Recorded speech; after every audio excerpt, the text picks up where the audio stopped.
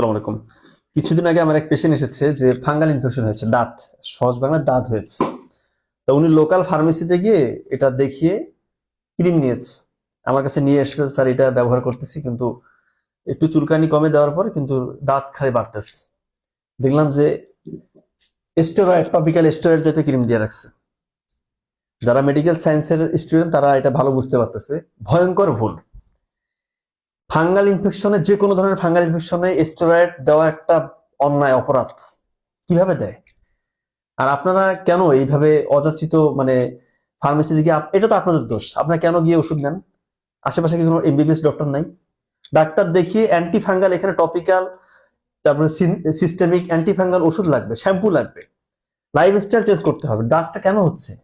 এই যে ঘেমে যাওয়া পোশাক আপনারা পরেন, কাপড় এই বর্ষাকালে রোদে দিচ্ছেন, রোদ রোদ ঠিক মতো নাই, হয়তোবা ঠিক মতো কাপড় শুকাচ্ছে না, ওইভাবে কাপড়টা আধা ভেজা আধা শুকায় এরকম কাপড় পরছেন, এখান থেকে তো আপনার ফাঙ্গাল ইনফেকশনটা গ্রো করবে, ছত্রাক হবে, এরপরে দাঁত হয়ে যাবে সেখান থেকে।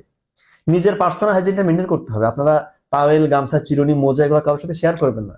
বিছানার চাদরটা হয়তো অনেকদিন রোদে দেওয়া হয়নি, ধোয়া হয়নি, দেখেন ভালো করে, এটা ধুয়ে ফেলেন। পরিষ্কার পরিচ্ছন্ন জায়গা থাকবেন, ত্বকটা শুষ্ক রাখবেন। ঘেমে গেলে পোশাকটা চেঞ্জ করবেন, টাইট ফিটিং কাপড় পরবেন না, সুতি সিনথেটিক সিনথেটিক কাপড় পরবেন না, কটনের সুতি কাপড় পরবেন। দেখবেন যে ইনশাল্লাহ দাঁতের সমস্যাটা অনেকটাই আপনার হবে না, সহজে হবে না। হলেও এটা বললাম তো, টপিক্যাল অ্যান্টি ফাঙ্গাল, মুখে খাওয়া অ্যান্টি ফাঙ্গাল, শ্যাম্পু দিতে হবে অ্যান্টি ফাঙ্গাল, এগুলো কম্বিনেশন আছে। কোনটা দিতে হবে এটা ডাক্তার ভালো বুঝবে। আপনি ফার্মেসির দোকানে গিয়ে ওষুধ নিলে তো এরকম আপনার হবেই। বলতেছেন বছরের পর বছর সাফার করতেছি, যাচ্ছে না। আমি বলতেছি দাঁতের চিকিৎসা 100% সফলতা পাওয়া সম্ভব, 100% ইনশাল্লাহ।